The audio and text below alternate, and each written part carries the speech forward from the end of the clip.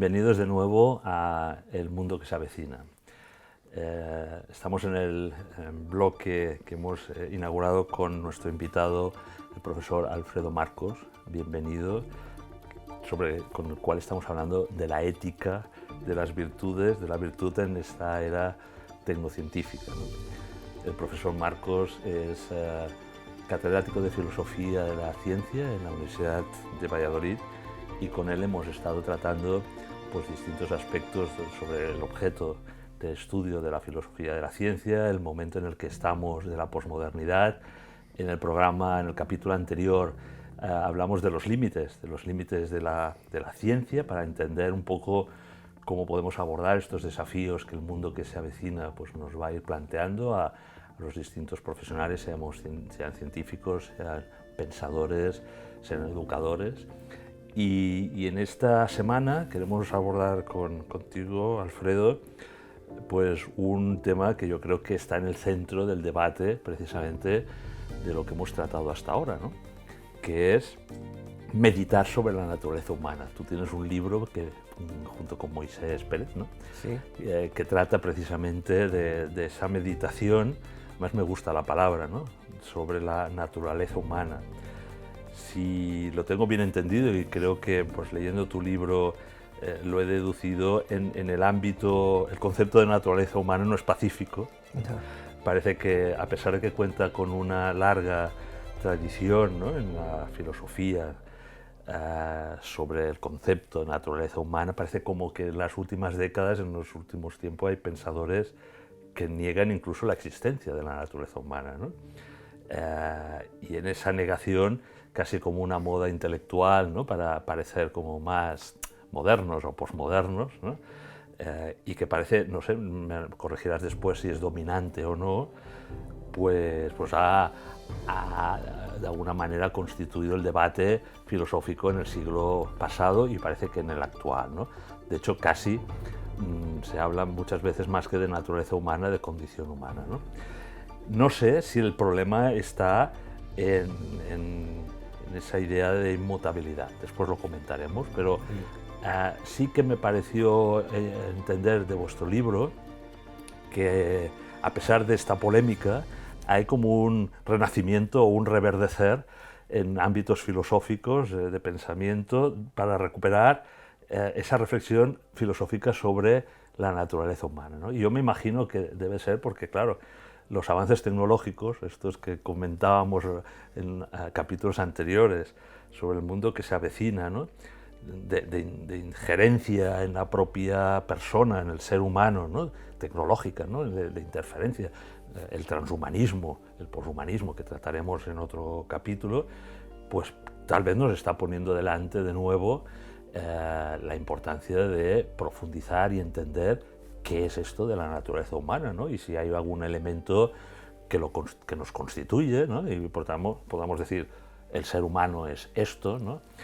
La naturaleza humana pues tiene unos elementos, si no de inmutabilidad, después lo comentamos, pues sí, de una cierta permanencia. Y por lo tanto intuí o vi que gratamente que de nuevo entre vosotros, entre los filósofos, los pensadores, pues hay una nueva dinámica para hacer presente en el debate intelectual el concepto de naturaleza humana, ¿no? Casi la primera pregunta en nuestra conversación, Alfredo, si te parece bien, es, bueno, si quieres un poco definir qué es eso de la naturaleza humana, o si tenemos que utilizarlo frente a otro que también está de moda, ¿no? Que es condición humana. Pero bueno, primero me gustaría que centrásemos el tema sobre la naturaleza humana, ¿no? Bienvenido. Sí, pues muchas gracias. Es un placer estar aquí y seguir con nuestra conversación. La cuestión de la naturaleza humana sí es crucial, yo entiendo que es crucial. Moisés Pérez y yo escribimos un libro sobre además os llamáis Marcos, de segundo sí, apellido, sí. ¿verdad? A pesar de que no tenemos relación familiar, pero es dominico. Sí. Es sacerdote dominico, ¿verdad? Y ha escrito un libro interesantísimo que se titula La cosmovisión naturalista. Después quizá diga algo al respecto. Entonces escribimos un libro, el título del libro es Meditación de la naturaleza humana, rememorando el título famoso del artículo de Ortega titulado Meditación de la técnica, incluso con la partícula D, meditación de la técnica, que en realidad ahí Ortega medita sobre la técnica, pero medita también mucho sobre la naturaleza humana, sobre lo que es el ser humano. A pesar de que Ortega y Gasset dice que el ser humano no tiene naturaleza, sino historia. La cuestión de la naturaleza humana se ha puesto de moda, por así decirlo, ha pasado a primer plano del debate filosófico, cuando llevaba unos años olvidada. Digamos que hubo un momento en que la moda existencialista contribuyó a que se descartase completamente el concepto de naturaleza humana. El ser humano lo único que tiene es libertad, no tiene naturaleza. O lo único que tiene es historia, no tiene naturaleza.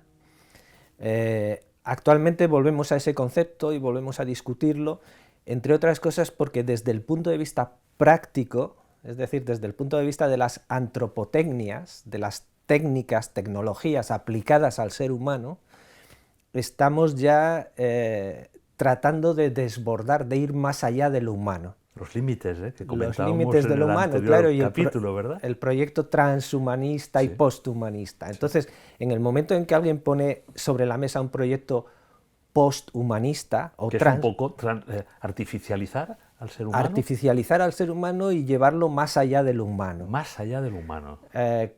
Quizá a partir del humano hacer algo que ya no sea humano. Las películas, ¿no? Yo creo que se nos viene claro, a la mente un poco la imagen que tenemos, la iconografía que tenemos de esos procesos nos llega a través del cine, claro, y de la ciencia ficción, de la literatura de ciencia ficción. Pero hay un proyecto serio y digamos, muy bien respaldado de ir más allá de los límites de lo humano. Bueno, lo que quería decir es que si existe ese proyecto, si ya tenemos sobre la mesa incluso tecnologías que pueden modificar nuestro genoma o que pueden modificar nuestro cerebro, entonces merece la pena que antes de desechar lo humano, pensemos un poco qué es lo humano.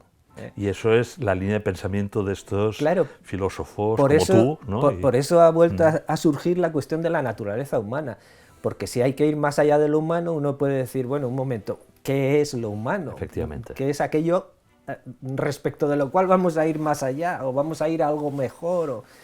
Eso por el lado práctico, pero también por el lado teórico. Es decir, hay diversas líneas de pensamiento que pretenden negar que exista una naturaleza humana. ¿Y por qué? Bueno, pues porque la naturaleza humana se entiende, a veces, a mi modo de ver, equivocada o parcialmente, como una especie de concepto platónico que está fuera del tiempo, una idea que está en el mundo de las ideas y que no cambia y que es completamente inmutable, y al mismo tiempo se entiende como un límite, como una constricción de lo que nosotros somos y podemos hacer, ¿no? Entonces, hay autores, pero no recientes, sino ya el texto que solemos citar en las clases de filosofía cuando hablamos de estos asuntos, el texto clásico, es un texto de Pico de la Mirandola, ya del Renacimiento, en el que Dios le habla al hombre y le dice, a los demás seres les doy una naturaleza, cada uno hace lo que tiene que hacer, a ti no te doy ninguna naturaleza, lo único que te doy es libertad para que tú elijas lo que vayas a ser. ¿Esa es la idea de plasticidad? Plasticidad total. Es como decir, el escultor, ¿verdad? Creo que un poco para que también, como ejemplo, ¿no? Que entonces, podemos moldear nuestra naturaleza, la podemos diseñar. De hecho, no tenemos, la idea es que no tenemos naturaleza. No hay naturaleza. Entonces, uno puede hacerse lo que sea, lo que quiera, dependemos solo de nuestra voluntad. Incluso esa voluntad no tiene, en esta visión, no tiene guía, no tiene orientación. No hay Dios, por ejemplo, querer ley natural. Lo que quiera. La ley natural, en este caso, claro, no habría ley natural. Tiene mucho que ver, entonces, con el tema que comentábamos de la modernidad, posmodernidad, de eliminación de esa ley natural. Sí, ¿no? Todo encaja, ¿no? Sí, entonces, claro, no vamos a entrar en la interpretación de lo que quería decir Pico de la Mirándola. Probablemente no quería decir exactamente... Era cristiano, ¿no? Creo, sí, claro, ¿no? y no era un existencialista al uso, ¿no? Claro. Pero esa expresión, yo a ti no te doy naturaleza para que hagas contigo lo que quieras, refleja muy bien esta idea de que el ser humano no tiene naturaleza, solo tiene libertad. Una libertad, uno está condenado a ser libre, por decirlo en palabras de Jean-Paul Sartre. Uno está arrojado al mundo, por decirlo con Heidegger, y ahí te las compongas, digamos. Es un vacío existencial. Exacto. Que es el que actualmente... Haz contigo lo que quieras. Pavor, ¿no? Porque... Incluso quiere hacer contigo lo que quieras. Entonces, el ser humano sería solo libertad. Pero frente a eso ha habido recientemente una contestación. Yo, por ejemplo, uno de mis maestros, quien me dirigió la tesis doctoral, es Jesús Mosterín, que fue catedrático en la Universidad de Barcelona. Y Jesús Mosterín decía que esto de que no exista naturaleza humana es uno de las ensoñaciones más extrambóticas que ha producido la razón humana. Él dice que sí que hay naturaleza humana. Ahora bien, él lo que dice es que la naturaleza humana es puramente natural. Es decir, ¿en qué consiste ser humano? Pues un ser humano es un primate y ya está. O sea, es una visión naturalística. Naturalista de la naturaleza humana. De la naturaleza humana. Exacto. ¿Es creyente?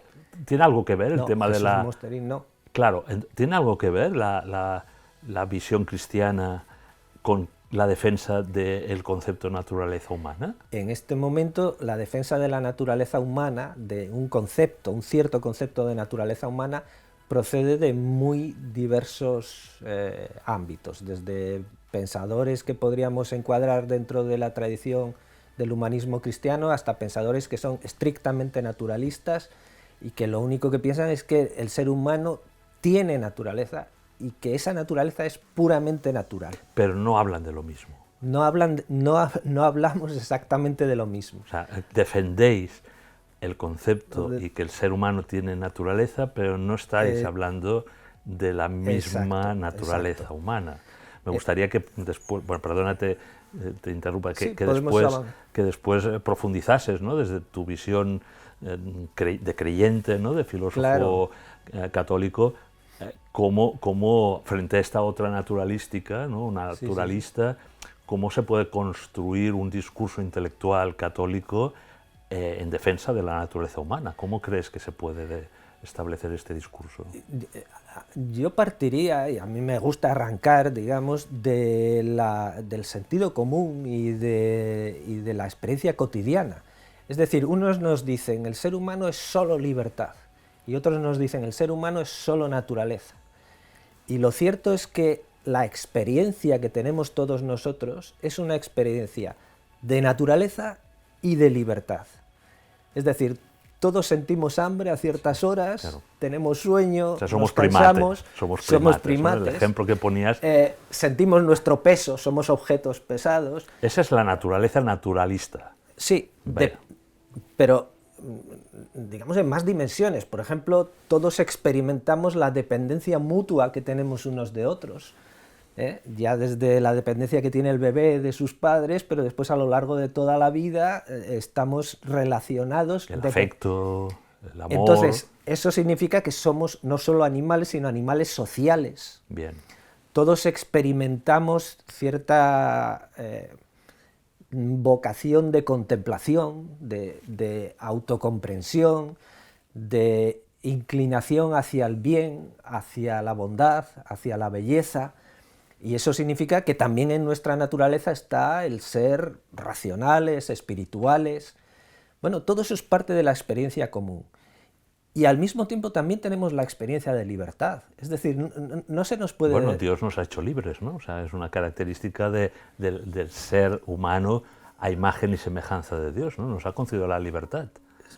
Por supuesto, esa es una característica básica del ser humano. Pero incluso para evolucionar como... O sea, por eso después en el próximo capítulo de la mejora humana ya lo hablaremos, no nos anticipemos, pero hasta ahí, hasta cambiar no diría cambiar, pero ¿cómo hacer evolucionar esa naturaleza humana?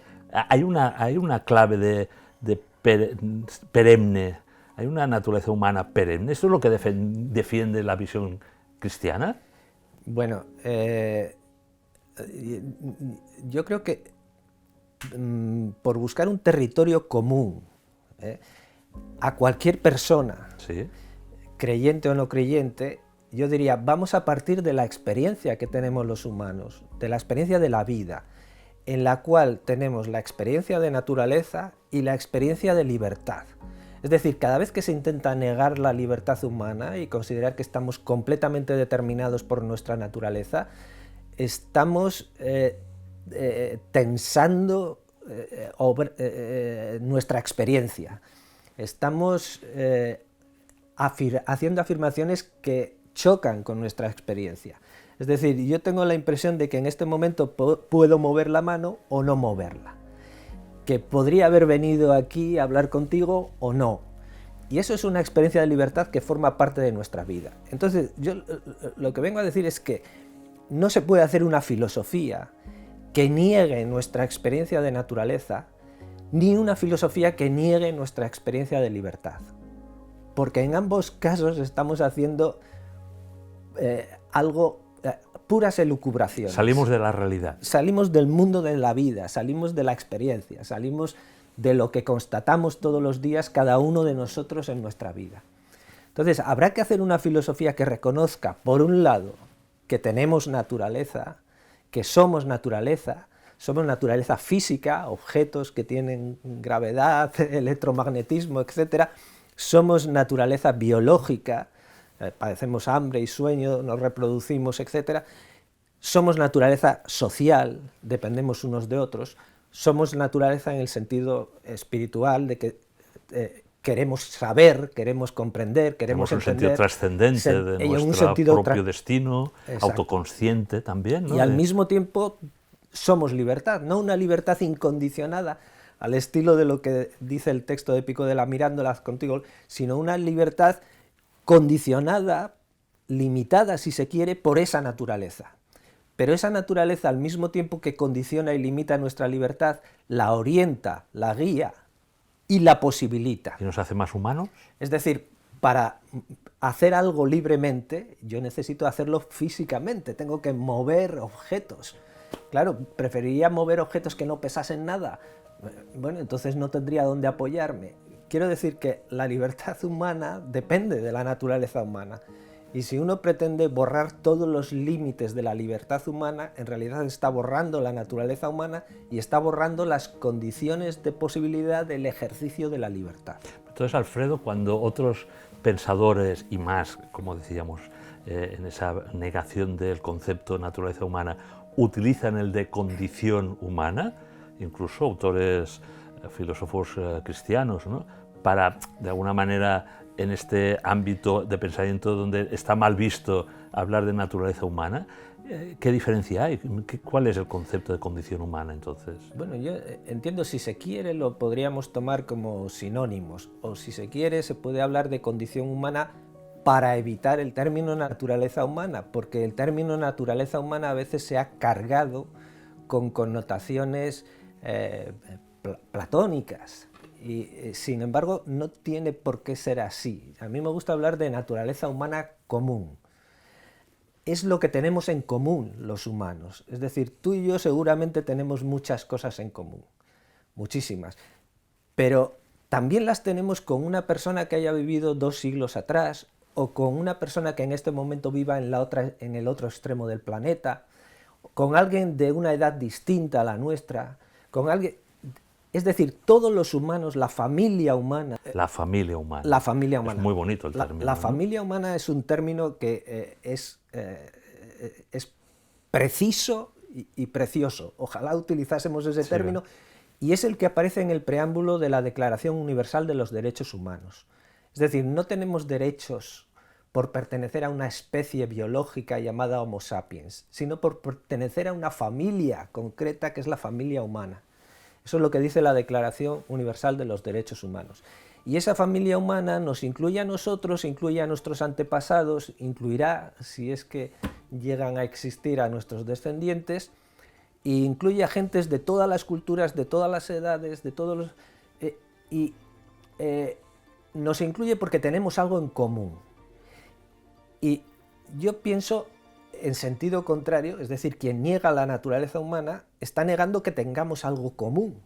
Y si no tenemos nada común, no podríamos comunicarnos. Y la comunicación es parte de nuestra experiencia cotidiana también, no podemos negar que nos comunicamos. Y no podemos negar que formamos comunidades.